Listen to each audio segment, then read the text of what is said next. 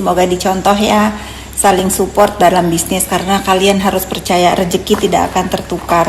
Walaupun aku selalu nih storyin ini juga salah satu produk terkeren juga di Indonesia tuh, kemasannya juga keren ya, nggak kalah keren sama Lencir tadi. Aku suka banget kalau para pengusaha produk apapun di dalam negeri ini saling support ya, karena tidak akan tertukar. Rezeki itu udah ada posnya masing-masing. Ini buat kamu, ini buat kamu. Kalian mau ngejar kemanapun, kalau bukan rezeki kalian itu nggak akan sampai. Jadi yuk kita saling support, stop menjatuhkan produk-produk lain dengan cara-cara kotor ya.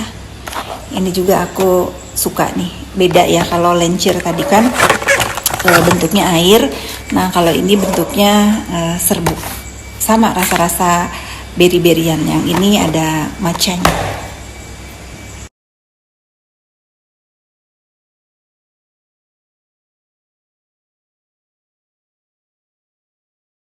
Pagi-pagi harus ada yang aku luruskan ya, karena ini sangat mengganggu, apalagi mengganggu jalannya perkara yang sedang berlangsung ya. Netizen sudahilah membazir, bikin fake chat dan lain-lain, itu nggak akan mempan lagi di zaman sekarang. Nih contohnya ini ya, info A2 katanya. A2 itu apa sih maksudnya? Pertama, aku mau disumpah apapun, disumpah pocong deh ya, aku tidak mengenal dan apalagi berkomunikasi dengan para JPU yang sedang menangani perkaranya NM. Cobalah kalian ini, jangan membuat masalah yang sedang terjadi ini tambah runyam. Dan kalau kalian memang fansnya NM, jangan malah ulah-ulah kalian ini memberatkan terdakwa. Itu saran aku ya, kalau mau denger. Terus ini nih, aku tuh geli banget seolah-olah ada orang namanya Miss Gosip itu aku yang suruh, katanya aku nggak aman. Kenapa aku harus nggak aman? Aku nggak pernah nyuruh orang untuk hal-hal seperti itu. Kalau aku ada masalah sama Sandi, ya aku chat sendiri. Kalian mau nyerang Sandi, ya serang aja. Kenapa harus nuduh aku sekarang yang ngebuzzer? Nggak perlu. Aku mah daripada beli buzzer mending bayar buzzer mending beli telur ya. Nah ini yang aku maksud kemarin itu, kalau misalnya Sandi jadi ngajak ketemu aku, sebetulnya bagus buat dia. Karena apa? Karena beredar percakapan di internnya yang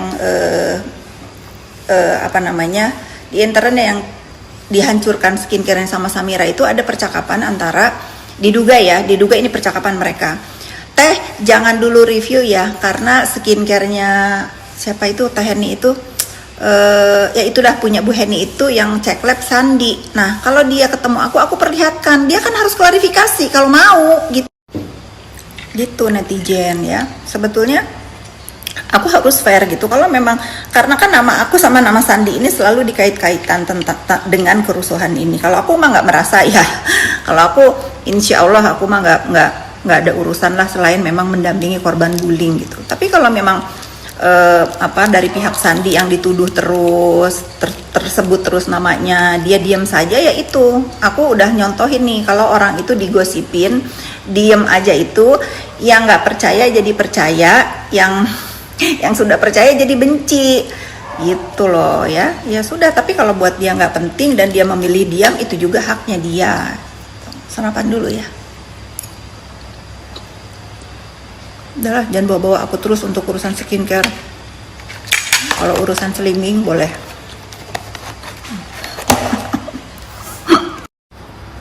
Pokoknya sama buzzer ini harus banyak-banyak istighfar ya.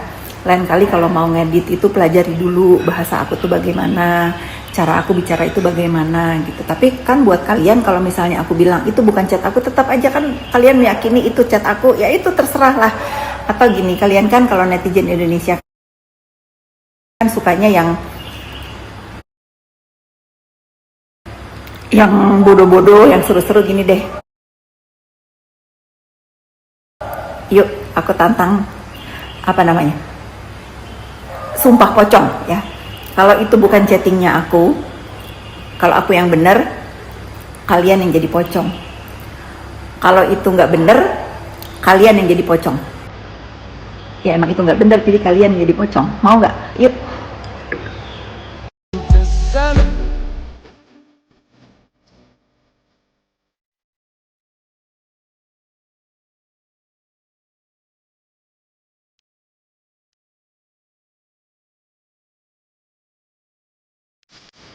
Sebetulnya ya netizen ya, kalau kalian itu menyimak setiap story aku yang uh, berbau terdakwa ya, harusnya kayak kemarin misalnya aku bilang ya, kalau ada rekaman silakan lapor ke KPK, dia nurut ya kan, secara tidak langsung dia nurut, emang itu prosedurnya.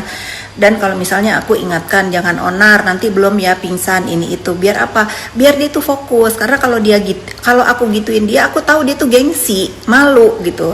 Nah kalian kan harusnya ngelihatnya di sisi positifnya, biar apa, aku ini membantu si terdakwa ini untuk segera mendapatkan kepastian hukum. Bang Hotman sudah bilang bahwa fokus tuh kepada pembuktian, jangan kepada drama-drama di persidangan yang akan apa, yang akan memperberat dia, satu itu. Kedua, aku tuh kasihan banget sama lawyer Bang Fahmi, dia itu udah sakit, lihat begini tambah sakit itu ya.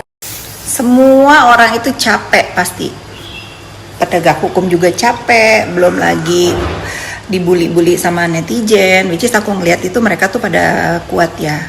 Masya Allah banget aku melihat bahwa penegak hukum menangani kasus ini tuh seluruh sumpit, itu bener-bener ya, itu nyata banget, aku bisa merasakan vibe-nya karena aku udah beberapa kali melihat jalannya persidangan di Republik ini ya. Masya Allah banget nih Pak Hakim yang mulia dan ibu-ibu JPU yang kuat banget tuh. Dan aku juga kasihan sama pelapor ya, dia juga pasti capek, pengen juga segera selesai ini kehuru-haraan masalah dia ini, dan yang pasti juga terdakwa pun juga kan pasti capek. Semoga nih segera berakhir ini semua, biar apa, biar ayo fokus kepada penjualan lagi skincare. Dan yang paling kasihan ya, yang paling kasihan ini di dalam masalah ini sebetulnya siapa? Masyarakat Indonesia. Karena apa? Karena terus mengikuti, terus panas hati, terus suuzon ini itu. Nanti kalau kesel dia memaki, ribut di sosmed, itu nggak akan ada habisnya. Akhirnya apa? Pekerjaan keganggu. Ingat loh, ekonomi kita ini lagi susah loh, lagi susah banget. Dengan berita-berita seperti ini tuh mengganggu pasti emosional kalian terganggu. Yang ibu-ibu mau beresin rumah pagi-pagi jadi ngeliatin handphone, yang mau bertani juga jadi begitu, nggak fokus, yang di ladang juga nggak fokus, yang di kantor juga nggak fokus gitu. Yang kasihan itu masyarakat Indonesia disuguhi tontonan seperti ini. Sudah, pokoknya kita belajar pintar, stop saling buzzer lah ya. Kalau dari pihak pelapor sih aku jamin 1000% dia nggak seperti itu, dia nggak ada tuh bayar buzzer.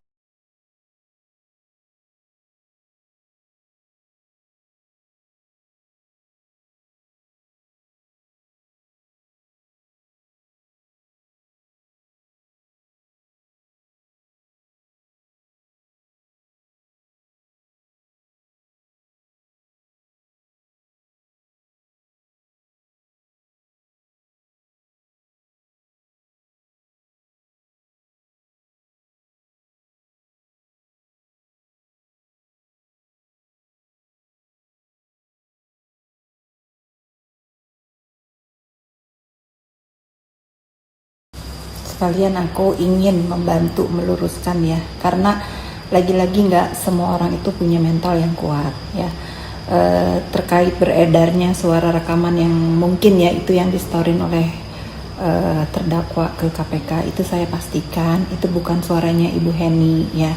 Diduga itu adalah rekayasa dari netizen yang anggap aja saya panggilnya copet dunia maya ya, ingin melakukan pemerasan juga, tapi nggak berhasil. Nah, diduga juga itu suara dilakukan oleh orang yang justru kalau di setiap persidangan itu duduknya ada di sebelah kubunya terdakwa. Nah, ini harus diselidiki siapa yang merekayasa, siapa yang merekam, tujuannya apa. Nih bagus banget nih lapor ke KPK.